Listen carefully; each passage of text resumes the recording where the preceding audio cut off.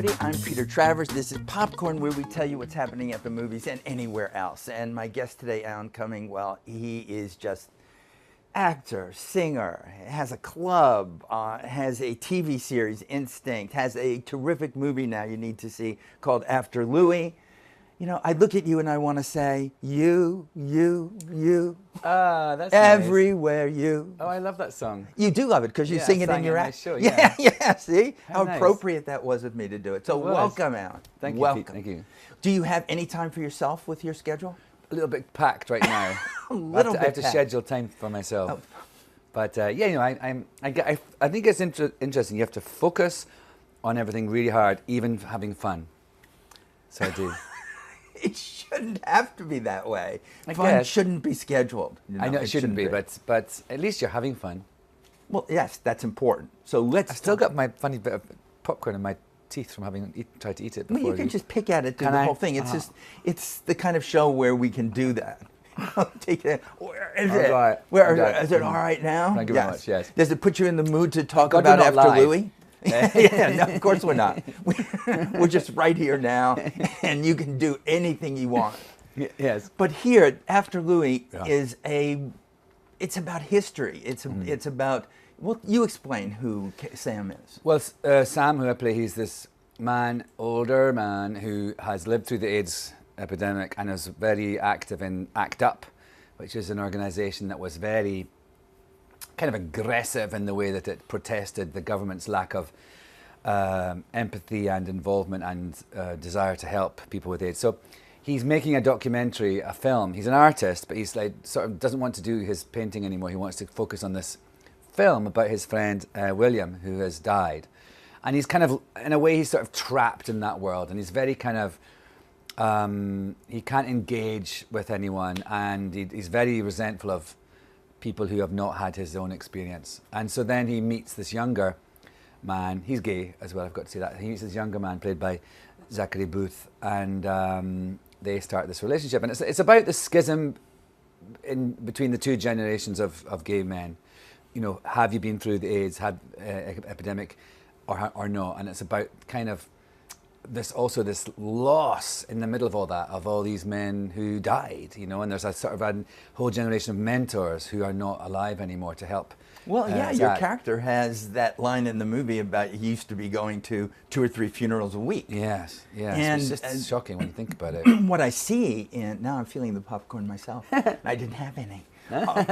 It was a generational thing where this guy that you're talking to is part of a generation that didn't live through that. Yes. And that there's some resentment on your character's part about them not doing enough or feeling or having a community and having a sense of activism anymore.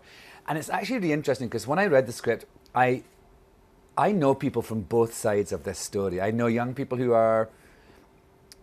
have no knowledge of their legacy, of the gay rights movement legacy. I know young people who do. And I know young people who are annoyed with older gay men who kind of push them away and say, you don't know what it was like, you know. And I know older gay men who are kind of smug about having lived through it and been a part of it and expect something. I don't know. I could see all the arguments in this script. I'd never seen anything, any film or book or anything that had displayed them in this eloquent way. And so that's what made me want to do it, was that I thought, God, we need to talk about this. And since doing the movie, I've just realised this massive amount of PTSD that I think people have about AIDS. Everyone has. It's a huge, terrible, you know, millions of people died. It's this plague that was on all our houses. And I just think we're now just starting to come to terms with it in terms of it being able to express the horror. Now we're looking back at it, and this film's, you know, one of those things. And there's been documentaries over the last few years that have started to do that. So I think it's an interesting thing. I think we're actually maybe entering a phase where more exploration about that is going to happen. Because it's learning to know what the history is of something, you know. And your character, usually, if I'm talking to you, I'm laughing, you know. But Sam isn't. He's not laughing. He's not a very nice person, actually. He's not very likable. So you said, let me play this. It was actually, yes, the challenge of playing him was a lot to do with not being likable. Like, you know, obviously as a performer, as a person, I feel anyway that, you know, I want people to like me. I think it's nice to be nice and all that stuff. And as a performer, even if you're playing someone bad, evil, or whatever, you know, you try and do it with some sort of, you know, charm. Mm-hmm. And so I had to try and not do all those things that I'm very much conditioned to do. And also I tried to change my body a bit to look more like who I thought Sam would be. He's a bit older than me, and he's, you know, I just think it was an interesting thing, though. It's quite a challenging role in that respect. Mm-hmm. Well, you like that, don't you? I love a challenge. You know? Yes, this is what you do. When you were Eli Gold, that's what people, I think, when they see you and they know you only from The Good Wife. Yeah. And they say, why is he talking funny? Why is he talking with his funny accent? Yeah, that's right. What is it? So, you know, why are you? I love when people say, you have an accent. And I go, so do you. And they go, no, I don't. And I go, you have an American accent. And they go, no, I don't. And I think, oh, well, this is really Kafkaesque. Hey, what is this? Who is this man? I know. You know, people are a bit shocked. But, you know, we talk about this. It's interesting that you have Instinct as a series now on CBS because, again, you're playing, and I didn't know this, you're playing a gay character. Yes. And what I love about it is that it's almost just tossed away. He's there. Exactly. He's got a husband. And also he's got, the thing is, what's fascinating about it, I mean, it's interesting these two things are kind of coming out at the same time. These sort of two opposite ends of the spectrum of like gay art, whatever you want to call it, because you know, this is in Instinct, and it's the first ever network drama to have a gay character as in the leading role. It's just in American history. It's like, what? Everyone's going, isn't that great? And I go, it's great and it's terrible at the same time. But what I really think is good about it is that his, like you say, his gayness is the fourth or fifth thing you would say about him in his list of characteristics that are important to the plot of the show. And he's in a marriage, and it's a very supportive, you know, loving marriage. And what I think is interesting about how you know, After Louie has a lot to say, and it's much more kind of aggressive and brutal and sexual in terms of its storyline and about the kind of impact that it has. But also, what I think you can also make big political statements and change things in the mainstream, like with Instinct. I think there's going to be millions of people in America watching Instinct who have never seen a same-sex marriage on their screens before. And it's certainly not one that's, you know, happy. And I think that is a really important thing to do as well. So it's interesting for me as an artist to see both those sides of my work coming out at the same time. Well, I can't because I saw them at relatively the same time. I'm very struck by how your character on Instinct, who's a teacher but with CIA background, but who is married in a way that Sam wouldn't like. No. You know, it was too heteronormative for him. Yeah. He would say, oh, he gets furious yes, in the movie what about is this? There's two friends played by Patrick and Wilson Cruz, who they get married, and there's a scene, an awful scene actually, when Sam is like furious with them for letting the side down and kind of, you know, becoming heteronormative, and kind of he just can't move past his sort of preconceived ideas about what they should be doing. And it's just a sad scene to see him kind of being pushed out of the circle of his friends, and then, you know, there's something else is revealed that they feel they feel that his quest to make this film about his friend William, Patrick's character has got some slides and information that he really wants to put in the film, and he's sort of this awful moment when he goes, you know, he was mine too, William was mine too, and I can't remember the exact word, but you're kind of you're sort of claiming him for yourself, and it's just so shocking to Sam. It's you know, one moment in the film where he's kind of gets a little weepy because he has never hates the fact he could be thought of as that. So it's really fascinating that kind of, you know, something of like that should be a celebration, that people are trying to, you know, come together and claim their legal rights, and he just can't be happy for them. There's such sensitivity even with the community, you know, even with you even, because you're bisexual. So some of the gay community says, well, wait a minute, you know, why are you playing this? Well, I mean, I sort of think you can play anything. You're an actor. I'm an actor. I've never murdered anyone, but I played Macbeth. You know what I mean? Well, you had practice. Yeah. Right. Yeah. I don't ride a motorbike, but I do on TV. I'm not Jewish, but I am on TV. You know, it's amazing what you can do when you just pretend. It's schizophrenia, Alan. There's a lot of characters in your head. Oh, that MC from Cabaret. We all know. Yeah, we can all. Oh yeah, there's a lot going on there. But I just feel like my sexuality, I feel it's so interesting because I think that you know, my sexuality has changed in my life, and I feel it's a grey area, and I feel that especially in America, we're so told to make it a black and white thing. We are. It's always. Like, what are you? What are we you? need to know it now. And I need to know exactly, like, not even just what your preference of sexuality is, but what within that, what you like to do with it. You know, there's always kind of top bottom thing. I think this is awful. It so closes you off. Luckily, Instinct hasn't gone That there. won't be happening on Right. Instinct. Well, maybe in seasons, it'll be like the jumping the shark of Instinct. I just think it's a really, you know, you're closing yourself off to possibility. And I think I've been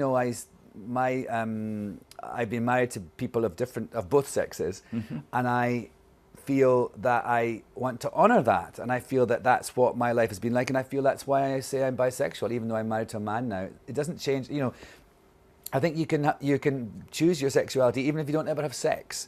It's about what you desire and what your desires are, and I think that's what's really important, that people feel there's a lot of shame involved around sex in this country, and I think also in the movie, in After Louie, you know, Sam's quite shameful about sex, but that's partly because he went through a time where sex was a shameful thing because he could die from it. He's paying for it, you know. He's paying. Feels that I find instinct that really fascinating. Like at the start of the movie, he gives Zachary money, and Zachary's like, "What's this for? Why is there money in my tennis shoe?"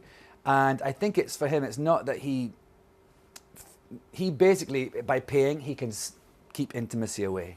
He keeps it as a transaction. It's not because he needs to pay for it. He feels he can't meet people and have sex with them, because obviously it's me and I'm stunningly attractive. But it's because he feels this thing of wanting to keep people away, and he can do that by money, by paying them. And I find that so fascinating. And I've met people who have told me they do that, and from that generation. I think it's, you know, it's again another sort of form of PTSD, because you can't actually be intimate. You have to pay for the way that you can be intimate. You can't be vulnerable. Because no one's going to choose me voluntarily, you know. No, I don't think it's that. I think it's actually, you don't want to have to deal with what happens when you get you want to control the intimacy. Oh, a commitment or an emotional thing. Yeah, you don't want it to go. You happening. don't. You know, when you meet someone, you start to have sex on the first time. You don't know how it's going to end up. You don't know. Maybe you'll marry them and be happy with it, or maybe you'll be lovers for a while, or maybe it'll be a disaster. But Sam can control that by paying. Yeah. He thinks he can. He thinks Well, he he thinks he can. Of He course thinks he he can. He can do That's that. Now, the see, twist. look, I'm looking at you. You seem to be pretty together as a person. Is this all a facade? Is this it? Well, you know, when I read your book about your childhood, Not My Father's Son, it was like Dickensian to me. Yes, It was and me too. abusive. Well, you especially. Yeah. But abusive father. How did you get to the place that you're in now, where you can be and make a commitment to another person? Well, gosh, I just think I mean, by talking about it a lot, I mean, like when you've gone through something, I find it very interesting. I really connect with people who are sort of, you know, survivors of abuse, because actually it doesn't really matter what the abuse is. There's a certain kind of code of behavior that happens, and you can really relate to it no matter what the thing is. And I think partly the thing that's been amazing to me about that book is I didn't realize, I was actually very nervous about it coming out, because I was, you know, telling the world something very different about myself. And I was very worried about how my mum and my brother would be affected by it. But actually it was a really joyous thing, and the thing I didn't factor in was that how much someone like me in the public eye, talking about abuse and talking in that way, how that would affect so many other people and give them confidence to talk about it in their lives. And that, you know, it seems a bit dopey that I didn't realize that would happen, but that's an amazing thing. And I feel that's kind of what you need to do, is to be able to talk about things, to feel safe to do that. And to actually, you know, I feel like I came through something that I thought I might die. I really thought I might die from my father's abuse. And I came through it, and I've made a life for myself, and I'm happy. And I have, you know, made amends and resolved it all and forgiven my father.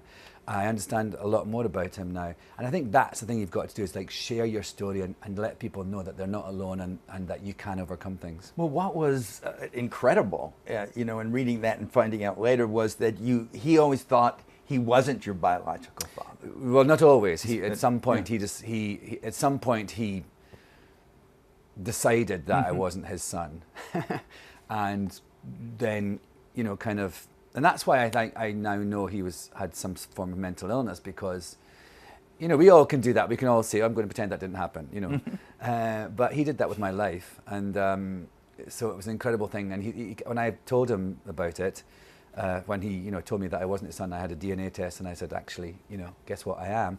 He kept saying to me, but I had to believe it, Alan, I had to believe it. And I said, no, you chose to believe it. You wanted to believe it. And this delusion of, it's just the most insane and sort of bizarre thing to be talking to your father and sort of convincing him that you are his son. We're laughing, but there's nothing funny about it. It was just, it was nothing funny at the time. Yeah. But you know what was hilarious? I spoke to him on the phone. I was having this conversation, and I spoke to him on the phone, and it was, and I actually said to him, "This is the last time I'll speak to you." And it was. And I put the phone down, and I was dressed entirely in drag because I was playing a transvestite in a miniseries in South Africa. And it was at lunchtime. So I had my bra and my little panties, my nails all thingied, and like my makeup with my wig off. I thought, this is hilarious. This is actually, this would be, he would just, the idea that we're having this conversation anyway is the night, but the fact I'm doing it, his son is doing it in full drag, would probably, kill him on the spot. Well, just the line, I'm playing a transvestite in a miniseries in South Africa would be enough. It's not a life that most people are leading. Luckily that's you. That's me, and that's, that was in between on a hiatus from The Good Wife. I noticed that in The Good Wife I played this buttoned up political guy, and every hiatus I went and did something crazy, like something the most far away from Eli as possible, like a transvestite. Yes. I'll take it. I'll take it. Yes. A Smurf, of course. So, I love it. All the parts of Macbeth? Yes, I'm there. And that's really what I did at every That was hiatus. great, that one-man Macbeth. I think that's just... Oh, bless you. Yeah, sure. It was crazy. I'll play all the parts. Why not? It was like, when you think about it. I'm actually seeing my friend John tonight, who's the director, was one of the directors of it. And every time I do something with him, I nearly die. I did the back eye with him when he suspended me upside down by my ankles. I came from the proscenium arch upside down wearing a kilt. So, and then the next time I was doing Macbeth, and I nearly drowned in this bath and everything. It was actually an amazing thing. Sometimes when you feel these moments in the theatre that are kind of, you think, oh, this is why we do it. This is why the theatre is so incredible. I was in this bath, and in Glasgow when we did it, the front row of the audience was on the same level as the stage. Mm-hmm. So they were right beside me.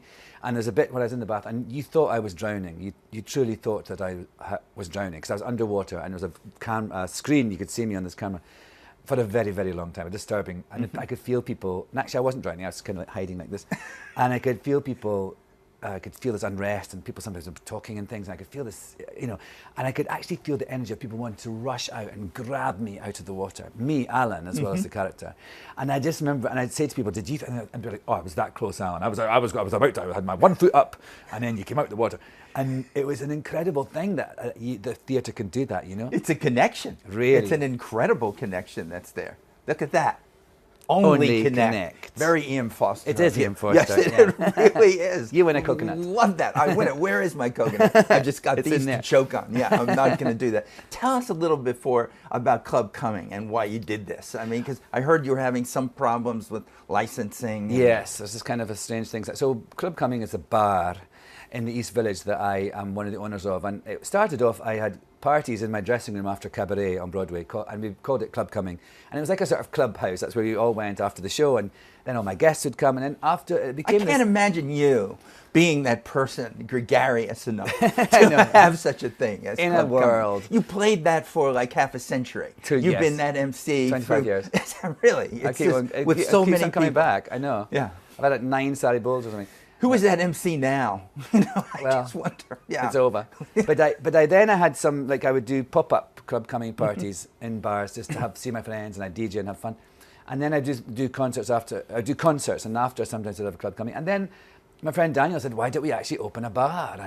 And so we did in the East Village, and we had all this sort of live performance, and really amazing people come down and get up and sing and do all these different things. And then, so what's happened, and it's been a great sort of community and beautiful thing.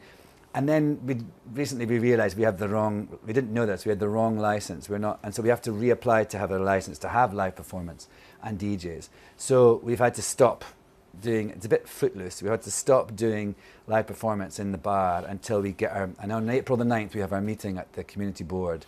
So we're hoping that, you know, they approve us and we get to kind of keep going with a sense of, you know, ironically, a sense of community is what we want to regain. Yeah, you want to get it and it's foster it and do it. And so many Everybody people get on social media Yes, well, and there's say, Club Cumming, we have to do it. You Yes, know? Club Cumming so needs to come it's back. weird for me to say, what else are you doing when you have 50 million things? Are you ever going back to the theater? I hope so. I mean, I don't know an actual play yet. It depends. I'm waiting to see if Instinct, my television show, gets picked up again, which would mean I'd have to go back to shoot that in July. So, well, all you need is Trump to say he's watching it and it's all about him. well, that was what was great the about Stormy Daniels the other night on the 60 Minutes interview on Stormy Daniels. We followed it, and so I was like, "No, it's the best thing Donald Trump's ever done for me," because our viewers went up, our ratings went up from the premiere. So yeah, I'm waiting to that. I'm actually going to do another concert tour. It's called Legal Immigrant. I start that in Seattle on May the 3rd or 4th or something. And I'm doing It's a concert. It's not the Alan Cumming Sing Sappy songs. It's like that, but it's a new one. It's a new one. There'll be new sappy songs, but they won't be sappy. They're still quite sappy. Oh, good, because still I sappy. love the idea of that. So it's like the songs that are all, you know, I can act and I feel emotionally connected to. Because I don't think I really have that great a voice to just sing a nice song. I think it's got to be, you know, and why sing a song unless you can bring something to it that changes people's views about it. So I'm doing that. It's called Legal Immigrant, because that's what I am. And I'm going to do it. I'm doing 2 weeks here in New York in June. And it's so great. I'm doing an 8:45 show uptown at the Café Carlisle, in the swanky Café Carlisle, and a midnight show at Joe's Pub downtown. So we're doing like up. Nothing will be shishi fa fa there. No. I'm a downtown boy living in an uptown world. You see.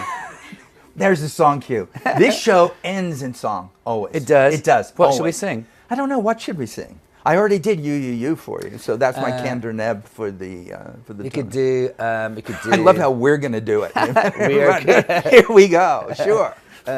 What is a really lovely song? Oh, I'm going to sing another of theirs from The Visit. Let's keep The Visit alive. You know, when you're young, feeling oh so strong, what can prove you wrong? Love and love alone. There you go. Beautiful. Isn't that nice? And I wish you luck with all of this. We want to reopen Cafe Cumming. We want Club Cumming. Club Cumming, actually. yeah. Instinct. Sunday's at 8 o'clock. Should be watching I to hope keep Donald the ratings Trump is up, watching. That would and make he me- should be definitely seeing After Louie. You know, my that's what gosh. we say. Just think of that. Let's all take a moment and think of that. Okay, this is how it should be. You choke. Thank you, my friend. It's so nice to see you.